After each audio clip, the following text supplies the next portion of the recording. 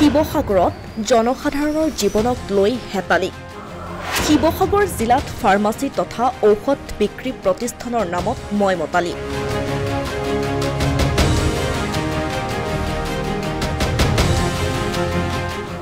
আৰটিআইৰ তথ্যত পোহৰলৈ আহিছে ভয়ংকৰ ছবি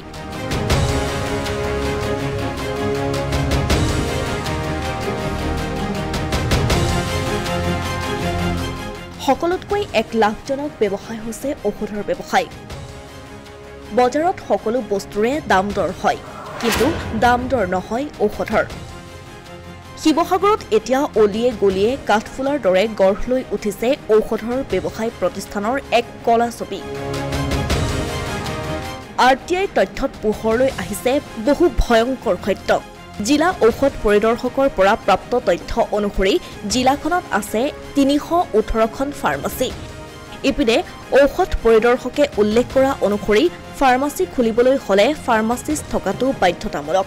অতি পৰিতাপৰ বিষয় যে শিৱসাগৰৰ বহু সংখ্যক ফাৰ্মাচিত নাথাকে ফাৰ্মাচিষ্ট আসলতে এখন ফাৰ্মাচী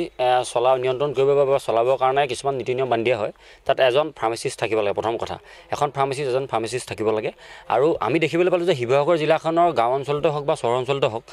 বিভিন্ন ঠাইত আসলতে কাঠফুলাৰ দৰে মানে বিভিন্ন সময়ত গঢ় লৈ দিছে এই অবৈধৰূপী যিসমূহ আমাৰ ফাৰ্মাচী আছে আৰু তাত কোনো ধৰণৰ অভিজ্ঞতাৰ পৰিপুষ্ট হোৱা কোনো ধৰণৰ ব্যক্তি তাত নাথাকে আৰু কোনো ধৰণৰ তাত ডিপ্ল'মাধাৰী ডিগ্ৰী বা অনুজ্ঞাপত্ৰ কোনোবাখিনি যদি চাই অনুজ্ঞাপত্ৰ থকা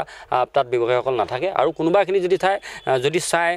অনুজ্ঞাপত্ৰ যদি কাৰোবাৰ নামত আছে বা ফাৰ্মাচীত যদি কোনোবা আছে তাত সেই দোকানখনত কিন্তু কোনো ধৰণৰ অভিজ্ঞতাৰ পৰিপুষ্ট নোহোৱা কোনো ব্যক্তি এটা দৰৱ মানে বিকি আছে ফাৰ্মাচী খুলি থোৱা সময়ত বা ঔষধ বিক্ৰীৰ সময়ত ফাৰ্মাচিষ্ট থকাটো বাধ্যতামূলক যদিও অধিকাংশ ফাৰ্মাচীতেই নাথাকে ফাৰ্মাচিষ্ট কেৱল কাগজীয়া পত্ৰই ফাৰ্মাচিষ্ট থকা দেখুৱাই সেলছমেন নিয়োগ কৰি ঔষধৰ বেহা চলাই গৈছে একাংশ প্ৰতিষ্ঠানে এই অনিয়ম খুদ কেমেৰাৰ সন্মুখত স্বীকাৰ কৰিছে একাংশ ব্যৱসায়ীয়ে তো ইৰেগুলাৰ হয় ডিউটিত মানে ৰেগুলাৰ নাহে ফাৰ্মাচিটো ৰেগুলাৰ নাথাকে মানে তো আগে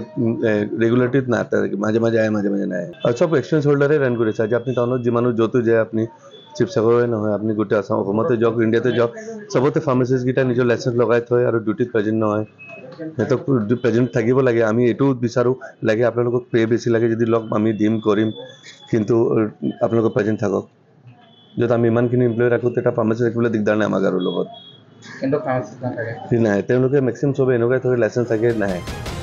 এই সকলো বিষয় নিৰীক্ষণৰ বাবে আছে চৰকাৰী কৰ্মচাৰীও কিন্তু সকলো নীৰৱ দৰ্শক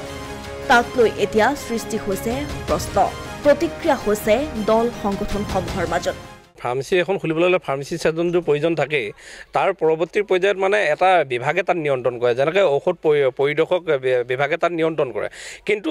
এনেকুৱা ধৰণৰ সীমা চেৰাই গৈছে যে কাঠফুলাৰ দৰে এনেকুৱা ধৰণৰ য'ত ত'ত ফাৰ্মাচী খুলি দিছে তাত অনভিজ্ঞ যিসকল আছে সেইসকলো মানে তাত জীৱনক লৈ হেতালি খেলিছে দৱাই দিবৰ কাৰণে কোনো ধৰণৰ কণ্ঠাবোধ নকৰে কাইলৈ দৱাইৰ পৰা যদি কিবা এটা হৈছে তাৰ কোনো ধৰণৰ ৰিয়েকশ্যন বা একো নাইকিয়া কিন্তু এটা কথা আমি চৰকাৰখনক ক'ব বিচাৰিছোঁ যে যি সময়ত চৰকাৰখনে বহুত বিভাগ ওপৰত বিভিন্ন ঠাইত মানে দুৰ্নীতি নিবাৰণৰ ক্ষেত্ৰত যেহেতু সৰব ভূমিকা গ্ৰহণ কৰিছে সেই সময়ত শিৱসাগৰ ঔষধ পৰিদৰ্শকৰ কাৰ্যালয়ৰ ওপৰত বা পৰিদৰ্শকৰ ওপৰত কোনো ধৰণৰ বিহিত ব্যৱস্থা কেলৈ গ্ৰহণ কৰা নাই সেইটোৱে